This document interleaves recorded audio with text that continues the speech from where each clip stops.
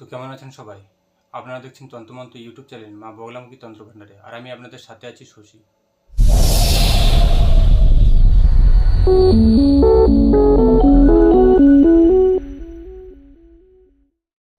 তো আজকের পুজোর কিছু স্পেশাল টোটকা নিয়ে এসেছি, যা আপনাদের দিতে এসেছি।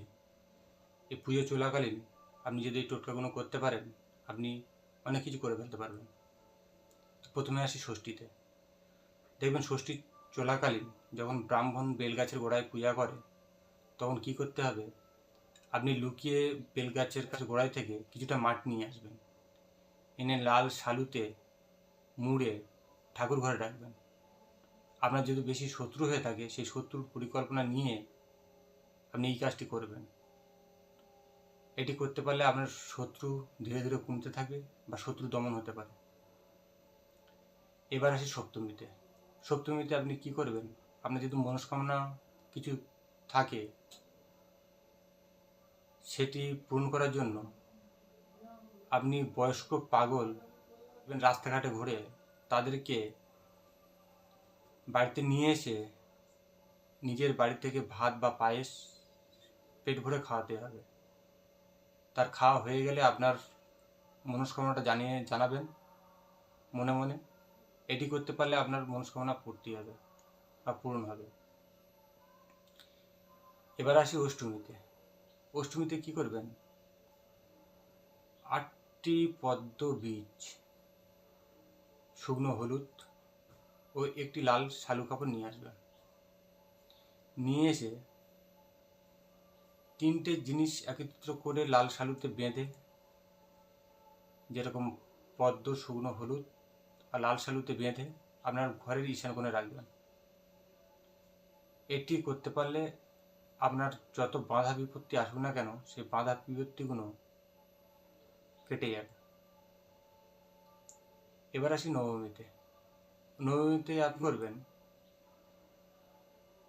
9টি শ্বেত পদ্ম নিয়ে আসবেন।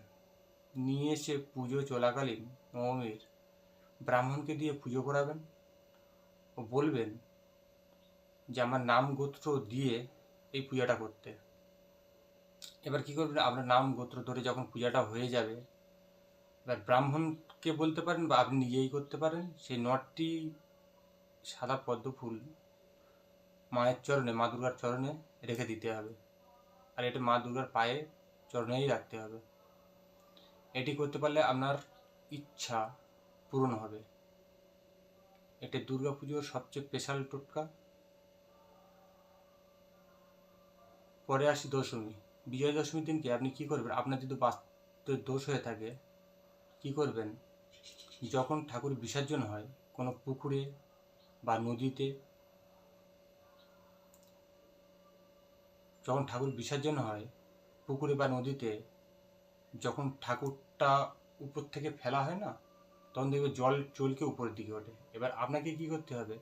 কোনো একটা পাত্র নিয়ে গিয়ে সেই জল যখন চলকে উঠবে, সেই জলটাকে আপনাকে ধরে নিতে হবে। নিয়ে এসে আমপল্ল বা কোনো ফুল দিয়ে সেই জলটি আপনার বাস্তু ও ঘরে ছিটাতে হবে। এবং তার আগে, ছিটানোর আগে 12বার আপনার যদি গুরুমন্ত্র নেওয়া থাকে, জপ করে নেবেন। নিলে খুবই ভালো হয়।